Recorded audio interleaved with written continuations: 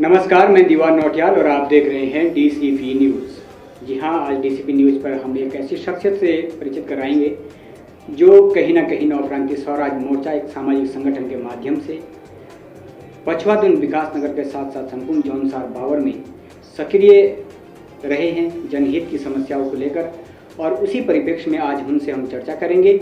और उस शख्सियत का हम अगर परिचय कराएं तो गजेंद्र जोशी जी आज हमारे साथ हैं, नवक्रांति स्वराज मोर्चा के प्रदेश अध्यक्ष भी हैं। जोशी जी, बहुत बहुत स्वागत है आपका इस मंच में। बहुत बहुत धन्यवाद आप लोगों का। आपका समय समय पर योगदान रहा है सर समाज क्षेत्र में, और हाल ही के अगर हम बात करें तो ब्यास बोर्ड का एक मामला आपने जो है वहाँ की ग्रामीणों की समस्या का जो है एक प्रकरण आपने उठाया था जो कि पाइपलाइन को लेकर था। तो क्या था वो पूरा प्रकरण, थोड़ा सा समझाएंगे आप? एक्चुअली एक मिशन है केंद्र सरकार का, हर घर नल से जल, आदरणीय मोदी जी का बहुत ही खूबसूरत मिशन है।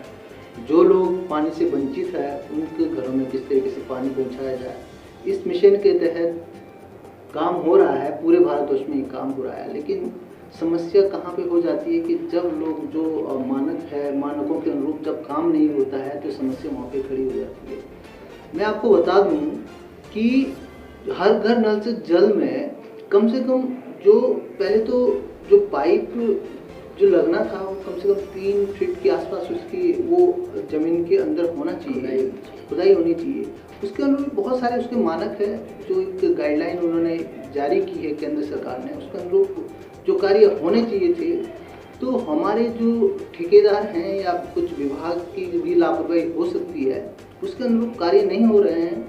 तो इसके अनुरूप ब्यास बोर्ड के लोगों ने मुझे कहा था कि एक समस्या है और ये पाइप बिल्कुल कोई भी कहीं पे भी कोई गिर सकता था, मतलब इस तरीके से जो है ज़मीन से भी हवा में पाइप है।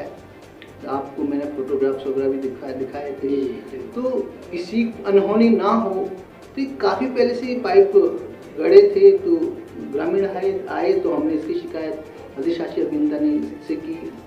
अधिशासी अभियंता ने भी इस पर कार्रवाई की और आज जो है हो सकता है उस पर काम अब सुधारीकरण हो जाए। जैसा कि आपने कहा कि वो कहीं ना कहीं गुणवत्ता में जो है बड़ी लापरवाही देखी गई थी उसमें, जिसको लेकर ग्रामीण निराश थे और अपने ग्रामीणों की तरफ से वो आवाज़ शासन तक पहुंचाने का काम किया था। सर, क्या जो ये ठेकेदार है जिन हम जिक्र करें, तो ठेकेदार को क्या मानक ही पता नहीं होते हैं? ऐसे ठेकेदार के बारे में आप पाइपलाइन का जिक्र आपने किया, हम देख रहे हैं पिछले प्रधानमंत्री आवास योजना का भी हमने जो है उजागर किया था। तो ये क्या आखिर क्या है, ये जानबूझ के इस तरह का काम करते हैं? ऐसा नहीं है। चलो, ठेकेदार को अगर गाइडलाइन पता नहीं है या ठेकेदार को मानक पता नहीं है तो विभाग का के लिए है। विभाग का काम है कि उन्हें याद दिलाए कि गाइडलाइन क्या है, क्या मानक है, किस अनुरूप कार्य होना चाहिए। लेकिन ये खेल है, एक खेल है। इसमें होता क्या है कि अगर कोई ठेकेदार है तो उससे वोटिंग कमीशन वसूली जाती है, ठेकेदार से भी कमीशन वसूली जाती है, और ठेकेदार और तेज है, वो उस कमीशन जो भी कमीशन देता है उसके बाद वो काम और ढिलाई कर देता है। भुगतना आम जनता को होता है। बिल्कुल बिल्कुल, आपने कहा कि भुगतना आम जनता को पड़ता है। तो अगर हम बात करें कि आप एक सामाजिक क्षेत्र से उस पीड़ा को उजागर किए हैं, उसका समाधान हो गया, लेकिन अगर कोई सामाजिक संगठन का व्यक्ति नहीं है, आपको ही जवाबदेह पदाधिकारी तो नहीं है उसके कि आप उसको उठाओगे ही, लेकिन अगर इस तरीके से आप नहीं उसमें आते तो वो जस के तस समस्या रहती कहीं ना कहीं। और इस तरीके से अगर काम होने लगे तो आम जन जिन्होंने कि हमारे प्रतिनिधि को इस उम्मीद से चुना है कि हमारी समस्या का समाधान होगा, वो प्रतिनिधि उन समस्या को लेकर ठेकेदारों पर संज्ञान क्यों नहीं लेते? एक्चुअली कहीं ना कहीं मुझे लगता है कि अवेयरनेस की कमी है, लोगों के अंदर जागरूकता नहीं है। क्योंकि ये जो कार्य होते हैं ये जनता के लिए कार्य होते हैं। जनता को जब तक इसके प्रति जागरूकता नहीं होगी तब तक ये समस्याएं सामने नहीं आएगी। जब जागरूक लोग हो जाएंगे, क्योंकि हमारे यहाँ तो एक बहुत अच्छी परिपाटी है, अगर आप किसी के खिलाफ आवाज़ उठा रहे हैं तो उन्हें ये लगता है कि हम जो है उनके विरोध में है इसलिए हम आवाज़ उठा रहे हैं, या उसका जो है मतलब सब विरोध से जुड़ देते हैं। जबकि हमें कुछ मामलों में ये भी पता नहीं होता कि ठेकेदार कौन है।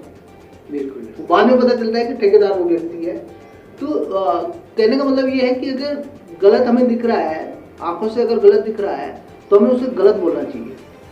अगर हमें आंखों से गलत दिख रहा है, अगर हम उसे सही बोले तो उससे बड़ा देशद्रोह और कुछ भी नहीं है। आप बड़े बड़े देश प्रेम की बातें कर लो, आप खूब जो है देश प्रेम के हित में गीत गा लो, आप नारेबाजी कर लो, लेकिन अगर आप गलत को गलत नहीं बोल रहे हो तो उससे बड़ा देशद्रोही और कोई नहीं है, मैं तो ये मानता हूँ। जनता की जागरूकता को लेकर आपने बात कही है और कहीं ना कहीं पिछले हम एक प्रकरण देख रहे हैं कोटी छाड़ी के हॉस्पिटल को लेकर। पिछले 2.5-3 वर्षों से आप संघर्ष कर रहे हैं, डीजी हेल्थ तक आपने उस संबंध में चर्चा भी की है, कई बार मिले भी हैं। आजकल हाल ही में एक लेटर जो है वो बड़ा विवादों का विषय बना हुआ है। ये जो कहीं ना कहीं खाद्य मंत्री हमारे वंशीधर भगत जी जो हैं उनको जो है भाजपा कार्यकर्ताओं द्वारा सौंपा गया था, लेकिन वो चर्चा का विषय है, उस पर कुछ कहेंगे? एक्चुअली कोटी हॉस्पिटल एक बड़ा मिस्ट्री टाइप का बन चुका है, क्योंकि मामला आज का नहीं है। विगत 5-5.5 सालों से, मैं भी 6 साल लगभग होने को आ रहे हैं, मैं भी संघर्ष कर रहा हूँ इसके लिए। हमारे साथ हमारी टीम भी कहीं ना कहीं संघर्षरत है। कुछ क्षेत्र के लोगों का भी समय समय मुझे योगदान मिलता रहा है। तो बड़ा ही एक घटना थी, 6 साल पहले कछार में एक बस गिरी थी। तो उस दौरान हमने घेराव किया था सीएमओ देहरादून का। तो मैंने पूरे डिस्ट्रिक्ट की एक लिस्ट निकलवाई थी कि डॉक्टर कितने हैं हमारे डिस्ट्रिक्ट में। मुझे बेसिकली पूरे डिस्ट्रिक्ट का डेटा देखना था। तो सीएमओ साहब ने जब डेटा दिया तो मैं मतलब उस डेटे को देख के बड़ा हैरान था कि जौहनसार बावल के अंदर बहुत सारे ऐसे हॉस्पिटल हैं जहाँ पे जो है डॉक्टर तैनात हैं कागजों पर, लेकिन फिजिकली वहाँ पे कोई नहीं है। तो मेरा उस समय मैंने कोड किया कोटी को, देखा कि यार कोटी तो हमारा होम टाउन है, लेकिन मेरा रोज वहाँ से आना जाना रहता है। लेकिन वहाँ पे जिस हॉस्पिटल में आप डॉक्टर की तैनाती की बात कर रहे हो, वहाँ पे तो वो हॉस्पिटल में भांग जमी है। तो मैंने सीएमओ साहब से इस बारे में बात की, फिर मैं अलग से मिला, फिर मैं पूरी डिटेल निकाली। तो फिर सीएमओ साहब उस समय पंत जी कोटी भी आए हमारे साथ, ग्रामीणों के साथ बैठक की थी, बड़ा लंबा संघर्ष था। तो उसके बाद आंदोलन हुए, घेराव हुए, कोटी में बड़ा आंदोलन हुआ, लोग क्षेत्र के लोगों का जो है काफ़ी उसमें सहयोग रहा। उसके 2-4 दिन बाद वहाँ डॉक्टरों की तैनाती हो जाती है। लेकिन फिर एक राजनीतिक गेम शुरू हो जाता है कि जो डॉक्टर जिस हॉस्पिटल में बैठने थे, क्योंकि वहाँ पे मैं एक मतलब कोटी हॉस्पिटल लोग इसलिए भी नहीं समझ पाते हैं कि यहाँ पे थोड़ा सा एक खेल ये है कि बैठना वहाँ पे स्वास्थ्य विभाग में है, बिल्डिंग उसकी यूजेविएनएल की है, स्वास्थ्य विभाग की अपने वहाँ पे बिल्डिंग नहीं है। तो हमने यही संघर्ष किया था, वहाँ पे जगह की कमी होने के कारण यही रहा कि हम यूजेविएनएल को बोले कि वो विभाग वो जो बिल्डिंग है वो स्वास्थ्य विभाग को हैंड ओवर करें। कई बार हमने लेटर स्वास्थ्य विभाग को भी दिए, यूजेविएनएल को भी दिए। पंत जी ने भी बोला, उस समय पंत जी थे यहाँ पे कि आप पंत जी ने काफ़ी सहयोग किया। उसके बाद वो डीजी भी रहे कुछ समय। तो मतलब ये संघर्ष चलता रहा। और रही आपके दूसरे प्रश्न की बात, आपने कहा कि बीजेपी थोड़ा सा अगर रिपीट करते हैं। जी, मैं बात कर रहा था कि हाल ही में एक लेटर जो सूर्यों का विषय बना हुआ था, जो कि वंशीधर भगत जी को भाजपा के कार्यकर्ताओं ने दिया था, उस बारे में थोड़ा कहेंगे? हाँ, कि वो उनका ये भी कहना है कि उस लेटर के बाद जो है कोटी हॉस्पिटल में कहीं ना कहीं डॉक्टर की तैनाती ये बड़ा हास्यप्रद विषय है। एक्चुअली होता क्या है कि 2 तारीख को मुझको विभागीय फोन आ जाते हैं कि कोटी में हॉस्पिटल हो चुका है और आप लोग आप 2-4-5-7 दिन में ऑफिस से हम जल्द वहाँ पे जो है इसका निस्तारण करेंगे और वहाँ पे डॉक्टर हम शिफ्ट कर देंगे। तो मैं 3 तारीख को, हमारे नव क्रांति के अन्य साथी भी थे, बहुत सारे लोग थे, हमने एक बैठक की वहाँ पे कोटी में, बैठक की ग्रामीणों के साथ, और बोला कि काम हो चुका है, आप इसे जो है हाईलाइट ना करें, क्योंकि हमें आशंका थी कि अगर हम इस काम को हाईलाइट करेंगे तो कहीं ना कहीं इसमें राजनीति हो जाएगी और ये काम फिर से रुक जाएगा। तो हमने बोला कि इसे जिस तरीके से हो रहा है इसे होने दो, लेकिन लोगों तक हमने ये मैसेज पहुंचा दिया था। फिर होता क्या है, 7 तारीख को, जहाँ तक मेरी नॉलेज है, मैंने फेसबुक पे देखा, जब मंत्री जी को कोई लेटर लिखा है बीजेपी कार्यकर्ताओं के द्वारा, जिसमें आदरणीय मधु चौहान जी ने भी लिखा है कि उसी लेटर में कि इस पत्र को जो है विशेष उसमें रखा जाए, मतलब विशेष संज्ञान में लिया जाए। अब मुझे समझ में ये नहीं आता जो काम 2 तारीख को हो गया वो काम उसके लिए आप लेटर 7 तारीख को कैसे लिख रहे हो? आपको नहीं लगता था कि आप लेट हो गए हो, लेटर लिखने के लिए लेट हो गए हो? तो वो बड़े थोड़ा लेट हो गए उस लेटर लिखने के लिए। उन्हें चाहिए था कि उन्हें इतना चाहिए था कि 2 के बजाय अगर 1 तारीख को लेटर देते तो थोड़ा बेटर होता उनके लिए जी, थोड़ा उसका वो बेनिफिट उसमें मिल सकता था। लेकिन उन्होंने क्या गलती यहाँ पे कर दी कि उन्होंने वो लेटर 2 की जगह 7 को दिया, तो थोड़ा सा मिस्टेक था। बाद बाकी मेरा उन लोगों से मैं निवेदन करूँगा कि आप इस तरीके से लेटर लिखते रहें। ये जी जरूर। मुख्य जो आपका उद्देश्य है जन की समस्या हाँ, समाधान होना चाहिए, वो आगे पीछे कभी लेटर लिख दे, कभी बाद में लिखें, काम के बाद लिखें या काम से पहले लिखें तो जोशी जी आपने कहा कि वो एक हॉस्पिटल का जिक्र किया, वहाँ पर क्या दशा थी, भांग जमी हुई थी। ऐसा नहीं है साहब, वहाँ सिर्फ एक कोटी हॉस्पिटल का जिक्र है, हम तमाम जगह जौनसार बावर देख रहे व्यवस्था को देखे, शिक्षा व्यवस्था को देखे तो यही हाल है। लेकिन इसके लिए एक आपने कहा कि अवेयरनेस की जो जनता में वो कमी है, लेकिन उसके अलावा आपको नहीं लगता कि कहीं ना कहीं जिन प्रतिनिधियों को चुनकर वो जनता बारंबार भेज रही है, जिनको उस कुर्सी पर बिठा रही है, उन्हें एक उम्मीद से भेजा होगा, क्या उनको एक ईमानदारी पूर्वक अपना काम थोड़ा सा कर नहीं लेना चाहिए था? कम से कम कुछ तो सुविधा मिले वहाँ। दिक्कत ये है, समस्या ये है, इन चीज़ों को हम 2 तरीके से डिफाइन कर सकते हैं। अगर हमने किसी को चुन के भेजा है तो हमारा अधिकार है कि हम उससे पूछें। बिल्कुल। अगर हमने किसी को चुन के भेजा है तो हमारा अधिकार है उससे पूछने का। हमारा वोट अगर किसी को गया है तो उससे हमारा अधिकार है कि आपने हमारे लिए किया है। लेकिन हमारे यहाँ ऐसा नहीं होता है, प्रश्न नहीं पूछे जाते हैं। प्रश्न पूछना आना चाहिए। जनता जब तक प्रश्न नहीं पूछना सीखेगी तब तक ये लोग जो है काम क्यों करेंगे? किसी को भी बना दो तुम, जब उससे कुछ पूछोगे ही नहीं तो क्यों? क्योंकि कहते हैं ना कि माँ भी मतलब बच्चा भी जब तक नहीं रोता तो माँ भी उसे दूध नहीं पिलाती। तो ये एक कटु सत्य है। तो जब तक आवाज़ें नहीं उठेगी तब तक इसमें कोई भी आप प्रोग्रेस नहीं दे सकते। आवाज़ उठाना बहुत जरूरी है और आवाज़ हर जगह से आवाज़ें उठनी चाहिए।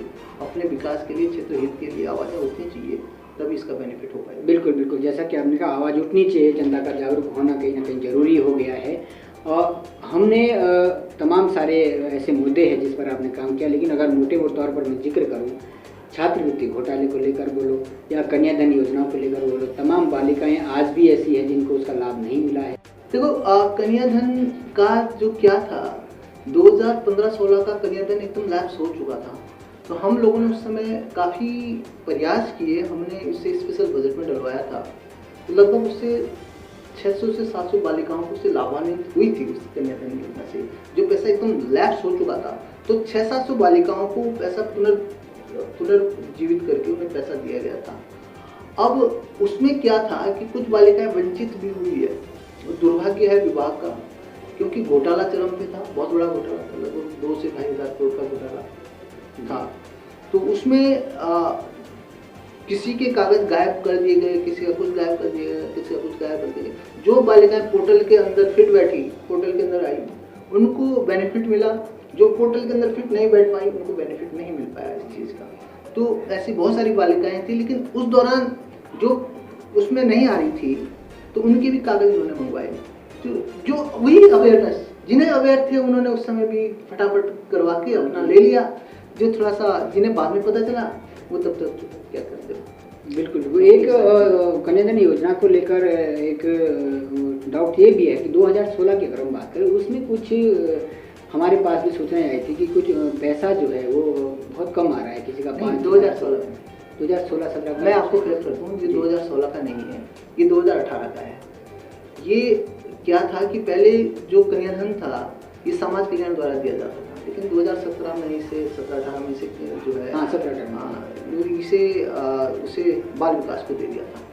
तो इन्होंने सरकार ने एक शासनादेश पारित किया था कि एक स्टेप बाय स्टेप पैसा मिलेगा। जैसे जब बच्ची पैदा होगी तो इतना, 5वीं तक इतना, 8वीं तक इतना, 10वीं तक इतना, 12वीं तक इतना। तो जो 12वीं तक का था तो उसमें सिर्फ 5,000 रुपये मिलना था। अब अगर उस शासनादेश को आप पढ़ेंगे तो शासनादेश के आधार पर तो 5,000 ही मिलना चाहिए था। तो ये कहीं ना कहीं सरकारों की नाकामी है, उनकी नाकामी है जो जिनको हमने चुना है।